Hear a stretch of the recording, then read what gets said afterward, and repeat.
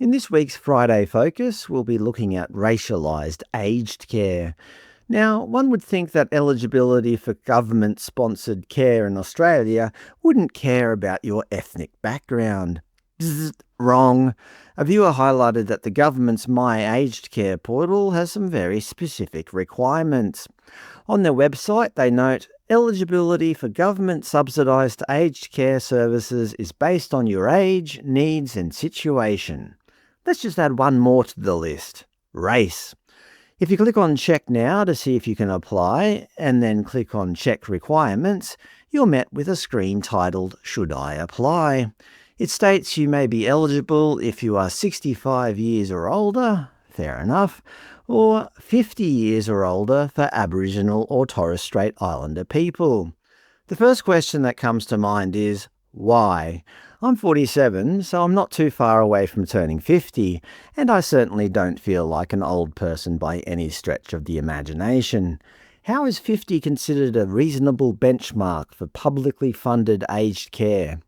Well, according to the Australian Institute of Health and Welfare's report, Aged Care for First Nations People, the population of Aboriginal and Torres Strait Islander First Nations people has a much younger age structure than the non-Indigenous population. What does that mean in plain English? It means they die younger. They further note that access to aged care services in Australia is determined by need rather than age. Then, in the very next sentence, they immediately pivot. The target population for government-funded aged care services is the First Nations population aged 50 and over and the non-Indigenous population aged 65 and over. Okay, if it's genuinely based on need and not age, then why have age limits at all? Why are Aboriginal people able to access aged care a full 15 years younger than the rest of the population? Well, apart from the obvious virtue signalling, the official line is, a broader age group is used for First Nations people because of their greater need for care at a younger age compared with non-Indigenous Australians.